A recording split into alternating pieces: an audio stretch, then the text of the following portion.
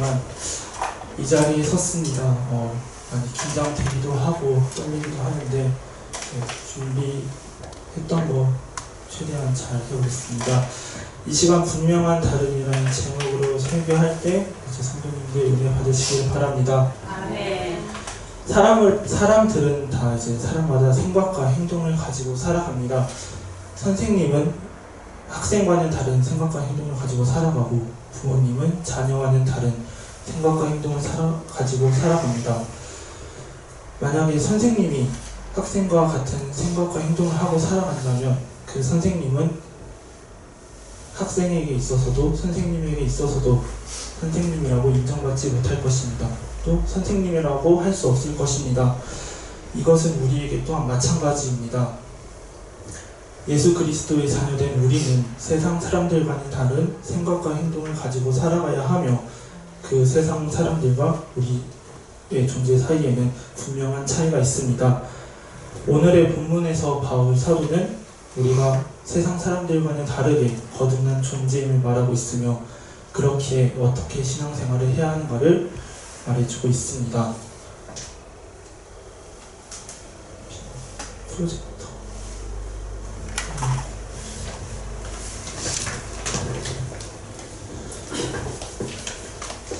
우리는 거듭난 존재입니다.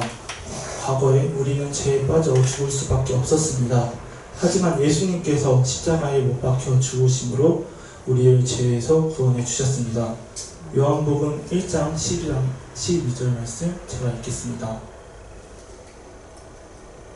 영접하는 자 곧 그 이름을 믿는 자들에게는 하나님의 자녀가 되는 권세를 주셨으니, 아멘. 우리는 우리를 위해 십자가에 못 박혀 죽으시고 3일 만에 부활하신 예수님을 믿습니다. 아멘. 그 예수님을 믿음으로써 우리는 하나님의 자녀가 되었고 옛 사람에서 새 사람으로 거듭난 것입니다. 아멘.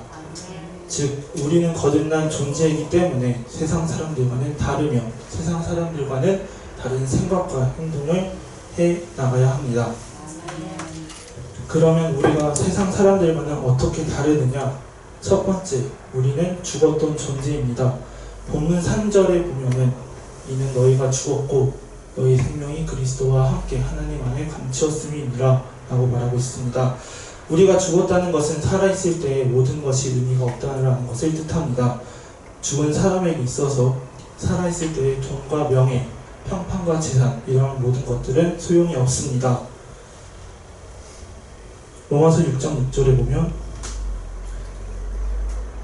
우리가 알거니와 우리의 옛 사람이 예수와 함께 십자가에 못 박힌 것은 죄의 몸이 멸하여 다시는 우리가 죄에게 종노릇 하지 아니하려 함이니 라고 말하고 있습니다.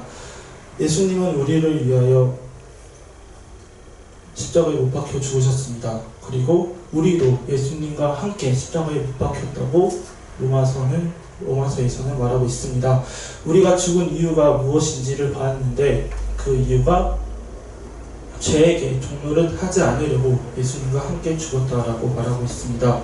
즉 우리가 죄에게 종노릇 하지 않으려고 예수님과 함께 죽었기 때문에 우리는 죄의 것, 죽기 전에 모든 것, 세상 사람들이 가치 있게 여기는 것, 그러한 것들에서 벗어나 살아야 합니다. 아멘. 또 우리가 죽었을 때에 우리의 옛 사람이 죽었다라고 말하고 있습니다. 그렇기 때문에 우리는 세상 사람들과는 다른 존재인 것입니다. 우리는 옛 사람이 죽은 존재이지만 세상 사람들은 옛 사람이 죽지 않은 존재이기 때문입니다. 이러한 차이에 대해서 갈라디아서에서는 이렇게 말하고 있습니다. 그리스도 예수의 사람들은 육체와 함께 그 정과 욕심을 십자가에 못 박았느니라. 세상 사람들은 아직도 그 정과 욕심을 가지고 살아가고 있지만 우리는 그것을 십자가에 못 박았습니다. 우리는 정과 욕심을 가지고 살아가고 있는 세상 사람들과는 다르게 살아가야 하고 있다는 것을 성경은 말하고 있습니다. 그렇기 때문에 우리는 세상 사람들과 분명한 차이가 있는 것입니다. 아멘. 우리가 세상 사람들과 어떻게 다르느냐? 두 번째, 우리는 예수 그리스도와 함께 다시 살아난 사람들입니다. 아멘. 본문 1절 말씀을 보면 그러므로 너희가 그리스도와 함께 다시 살리심을 받았으면 이라고 나옵니다. 예수님은 살아나셨으며 죽은 자 가운데서 3일 만에 부활하셨습니다. 그리고 우리도 그 예수님과 함께 부활했다고 성경은 말하고 있습니다. 아멘. 사람이 그리스도와 함께 다시 살아난다는 것은 그 전에 있던 것, 육체에 대한 것, 땅에 대한 것은 죽고 그리스도와 연합하여 새 사람이 된 것을 말합니다. 골로새서 3장 10절에 보면은 새 사람을 입었으면 이는 자기를 창조하신 자의 형상을 쫓아 지시기까지 새롭게 하심을 받은 자니라 라고 말하고 있습니다. 새 사람이 된 우리는 그 전과는 다른 삶을 살아야 합니다. 새 사람이 되었음에도 불구하고 그 전과 같은 삶을 살아간다면 그것은 새 사람이 된 의미가 없는 것이며 그 결과 또한 옛사람과 같을 것입니다. 그렇기에 성경에서는 우리에게 하나님의 형상을 쫓아 살아가라고 말하고 있습니다. 단지 하나님의 형상을 인식하고 살아가는 것이 아닌 내가 그것을 하나님의 형상대로 행하는 것을 삶 속에서 삶으로써 살아가야 한다고 성경은 말하고 있습니다. 갈라디아서 2장 20절에 보면은 내가 그리스도와 함께 십자가에 못 박혔나니 그런즉 이제는 내가 산 것이 아니요 오직 내 안에 그리스도께서 사신 것이라. 이제 내가 육체 가운데 사는 것은 나를 사랑하사 나를 위하여 자기 몸을 버리신 하나님의 아들을 믿는 믿음 안에서 사는 것이라 라고 하고 있습니다. 우리는 살아가고 있습니다. 근데 그것이 내 마음대로 내 뜻대로 살아가는 것이 아닌 하나님의 내 안에 계심으로 또 세상 사람들과는 다르게 하나님의 아들을 믿는 믿음 안에서 살아가야 한다고 성경은 말하고 있습니다. 아멘. 그렇기 때문에 우리는 세상 사람들과 다르게 살아가야 하는 것입니다. 세상 사람들 속에는 하나님이 계시지 않고 또 그들 또한 하나님의 아들을 믿는 믿음 안에서 살아가는 것이 아니기 때문입니다. 새 사람이 된 인물로 성경에는 바울이 나옵니다. 이 바울은 한때는 사울이었습니다. 사울은 모세의 율법을 믿는 또 여호와 하나님만을 참 하나님으로 아는 바리새인으로서 교회를 핍박하고 예수님을 믿는 사람들을 핍박하던 사람이었습니다. 그렇기 때문에 일곱 집사 중 한 사람인 스데반을 죽이는 데 가담을 했으며 더 많은 기독교인을 박해하기 위해 다메섹으로 향했습니다. 이렇게 예수를 핍박한 사람이자 바리새인이던 바울은 다메섹 도상에서 예수님의 음성을 듣고 예수님께서 사용하신 아나니아에 의해 순례를 받고 성령이 충만해져서 새 사람이 되어 바울이 됩니다. 새 사람이 된 바울은 옛사람과는 많이 달라졌습니다. 그리고 그의 모든 것이 변했습니다.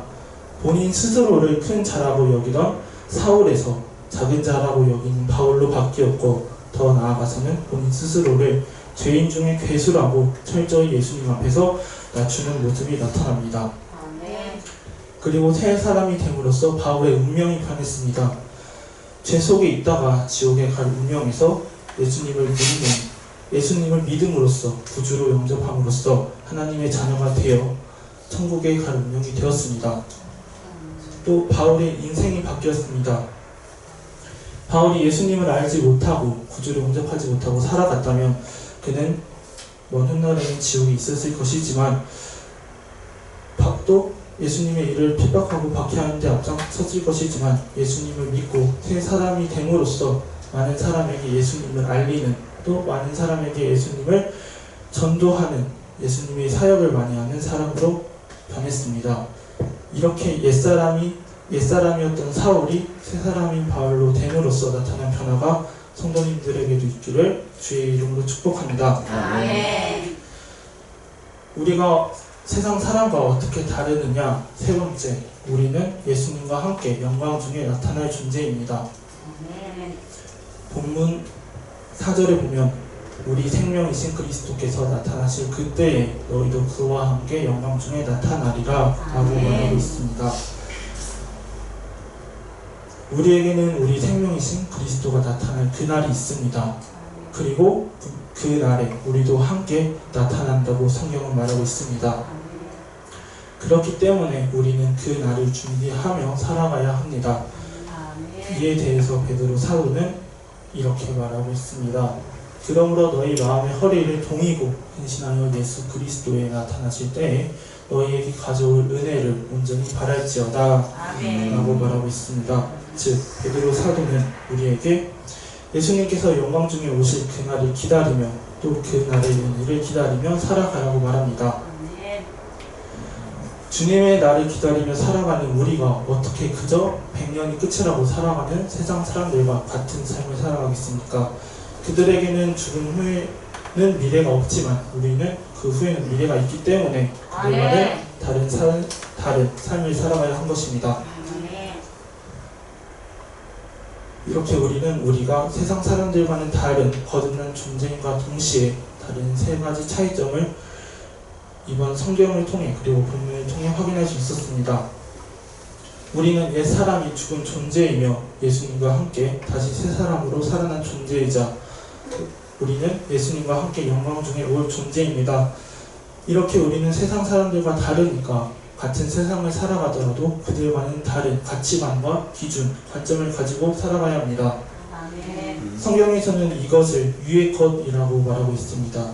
즉 우리는 위의 것을 찾으며 살아가야 하고 땅의 것이 아닌 하늘의 것, 옛 사람의 것이 아닌 새 사람의 것을 찾으며 살아가야 합니다. 아멘. 본문 1절 말씀에 다시 살리심을 받았으면 위의 것을 찾으라 라는 말씀이 나오고 2절에 보면은 위의 것을 생각하고 땅의 것을 생각지 말라 라는 말씀이 나옵니다. 아멘. 우리는 언제나 위의 것을 찾고 위의 것을 생각하며 살아야 합니다. 위의 것을 찾고 위의 것을 생각한다는 것은 위의 것에 애정을 가지며 위의 것을 좋아한다는 것을 말합니다. 이렇게 우리는 위의 것을 보고 살아가야 하기 때문에 세상 사람들과의 차이는 너무나도 큽니다. 사람에게 있어서 그 사람이 무엇을 보고 나아가냐는 그 사람에게 많은 영향을 미칩니다. 왜냐하면 그 사람이 보고 나아가는 것이 결국에 있어서는 그 사람에게 있어서 도착지이자 최종의 모습일 것이기 때문입니다. 베드로는 예수님의 오라는 말을 듣고 배 위에서 바다로 발을 내딛었습니다. 맨 처음 예수님만을 보고 나아갈 때는 바다 위를 걸어갔지만 예수님이 아닌 바람과 바다를 봤을 때에는 무서워 바다에 빠져 예수님에게 도와달라고 했습니다. 우리는 항상 예수님만을 보고 가야지 세상이나 주위 환경을 보고 가서는 안 됩니다. 아멘. 하지만 우리는 너무나도 연약한 존재이기 때문에 알면서도 행하지 못할 때가 많고 위의 것, 하늘의 것이 아닌 세상의 것을 보고 나아갈 때도 많습니다. 그럴 때마다 낙담하는 것이 아닌 물에 빠져가는 베드로가 예수님에게 도와달라고 소리치는 것처럼 우리도 예수님을 향하여 애원하며 기도하며 나아가야 합니다. 아멘. 오늘 설교에서는 오늘 설교에서 저는 어찌 보면 너무나도 당연한 그런 말을 했습니다. 성도님들도 다 아는 위의 것을 찾고 우리는 거듭난 존재이기에 다른 세상 사람들과는 다른 삶을 살아야 된다라고 말을 했습니다. 그럼에도 불구하고 설교를 통해 또 본문을 통해 생각해 볼 수 있는 것 중 하나는 그렇다면 과연 나는 이것을 알고 있음에도 불구하고 다르게 살아가고 있나 라는 것입니다. 세상 사람들과는 다르게 살아가고 있다면 정말 다행이지만 그렇지 못한다면 빨리 깨닫고 내 발걸음을 돌이켜야 할 것입니다. 아멘. 이렇게 우리가 위의 것을 찾고 발걸음을 돌이켜 살아간다면 우리 교회뿐만 아니라 주변에 있는 사람들에게도 삶 속에 있는 사람들에게도 긍정적인 영향을 미칠 수 있을 것이며 예수님께서 말씀하신 세상 속에서 빛과 소금의 역할을 할 수 있을 거라고 생각합니다. 아멘. 이러한 일들이 성도님들에게 있기를 축복합니다. 아멘.